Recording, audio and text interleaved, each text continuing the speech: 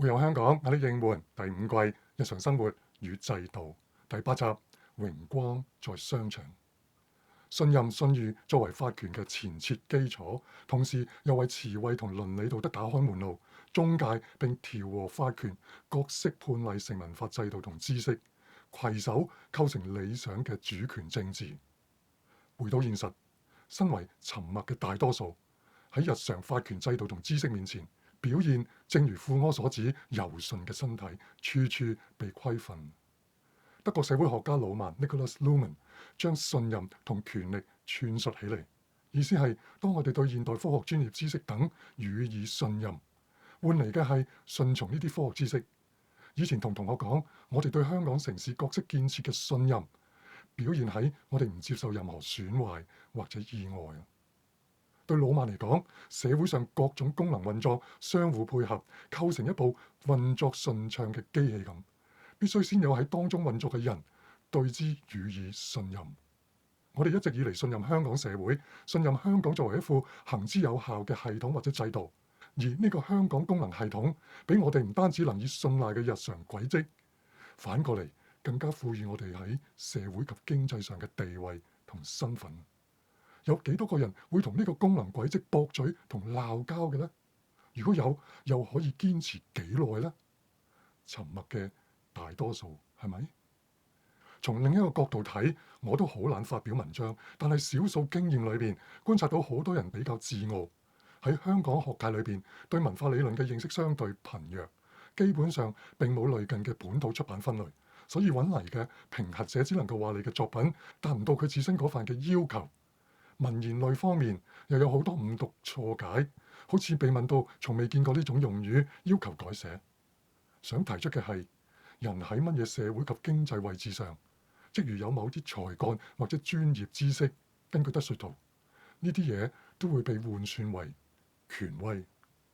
仲有按德說圖嘅語言，技能與知識轉化為權威，對一般人嚟講，即係由社會及經濟地位上嘅秩序，轉化為生產經濟上嘅位置，意思係喺權威嘅位置上推出一啲產品，包括意見指導同規則等，就好似消費市場上嘅貨色，叫普通人成為佢哋嘅消費者。作為消費者，冇錯，我哋係有得揀嘅，但係有樣嘢你係冇得揀，就係按規矩喺所提供嘅諗法同講法裏邊揀其中一樣。德說圖舉出2個例子，說明作為現代才能同權威嘅消費者，普通人日常嘅語言被壓抑、被操弄，失落自身嘅言說，仲被人家嘅言辭控制自己，咁何來術行語呢？第一個例子係精神分析先驅弗洛伊德。弗洛伊德嘗試分析普通人日常嘅話語，但係佢相信精神分析作為一種調查方法，係種公正而全面嘅科學工具，猶如數學微積分一樣，目的叫大多數人得到專業知識嘅啟蒙。弗洛伊德喺著作《文明及其不滿》讓我哋知道，常人喺社會上嘅遭遇，導致佢哋心智上存有許多幻覺 illusion， 只有精神分析先至可以叫我哋得到治療。呢種少數精英嘅自傲建基於啟蒙理性，而之前同第4季都花咗啲時間揚升啟蒙理性。除咗分科同極端主義挨到我嘅思考方法之外，有提過心理學將人自我嘅發展串聯到佢哋嘅處境，不能自拔，唯有等待新知識、新方法嚟解救佢哋。而弗洛伊德嘅心理治療建基於聽常人嘅描述，但係只有佢先至更清楚知道我哋喺無意識層面所受嘅創傷，正如性別認同源自於出生後同父母嘅互動，所謂戀母情結 Oedipus complex 一樣。如果我哋唔識佢哋嘅語言同分析，難免要消費並受制於少數精英嘅論說。呢點對德說圖非常重要，因為無論我哋是否認同精神分析嘅解說，個體嘅自主性同言說受到打壓之餘，更慣常地成為需要治療嘅沉默大多數。呢一點其實又同啟蒙與現代理性相違背嘅。第二個例子係維根斯坦。要承認我並冇讀過維根斯坦任何作品，只能喺我能夠明白嘅範圍裏邊交代下德雪圖嘅論點。當弗洛伊德以心理學分析日常語言，用以披露社會生活點樣對人構成創傷，維根斯坦即將複雜嘅邏輯，所謂科學論述引入哲學，塑造成一種模型 model， 然後將日常語言引入呢種模型進行規劃同分析。呢種優先次第對維根斯坦相當重要。自然語言唔可以作為研究語言嘅工具，因為必須同語言保持距離，所謂客觀，先至能夠達至對語言嘅深入調查。你或者會問，咁你用乜嘢語言去分析自然語言呢？簡單答案就係數學同邏輯思維啦。換言之，以一套人造嘅語言對自然語言進行分析。此不待言，人類歷史一直以嚟都係通過自然語言而歷練過嚟嘅，係人類歷史不能分割嘅一部分啊！但係語言分析若要掌控自然語言，就必須將佢規劃起嚟，例如同外在事物同事物嘅本質特性等隔離。德雪圖稱呢種策略為將世界片段化，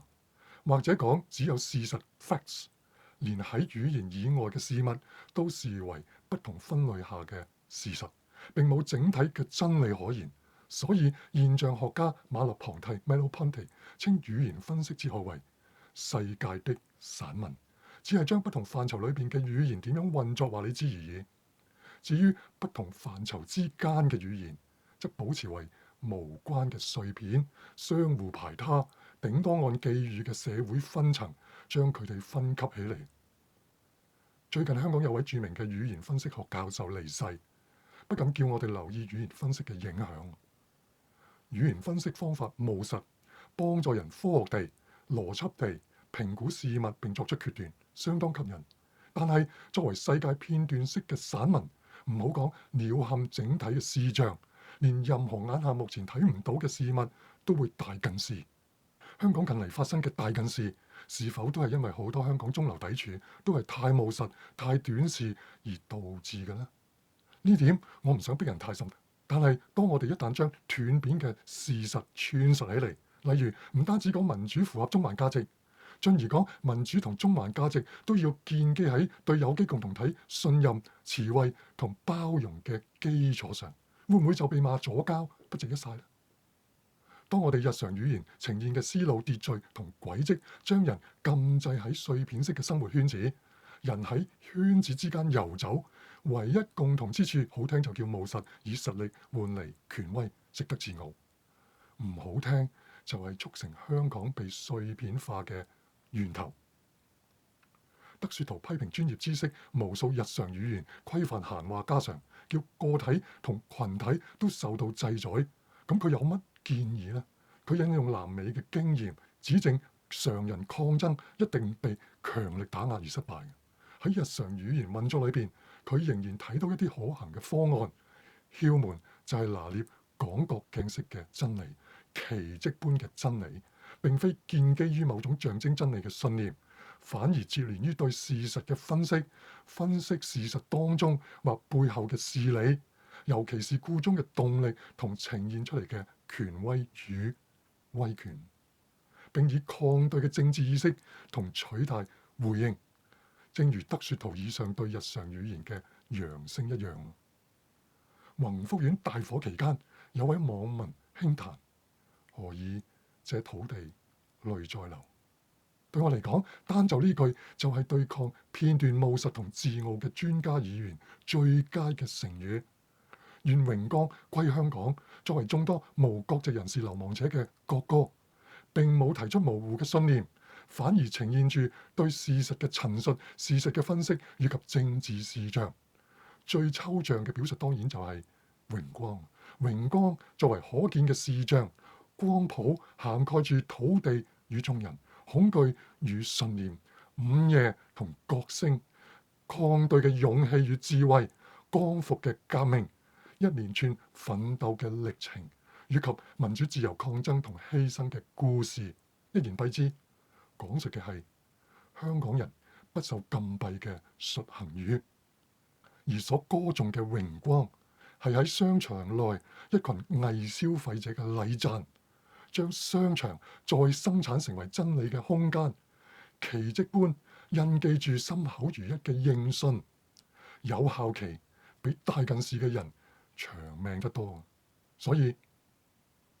待續。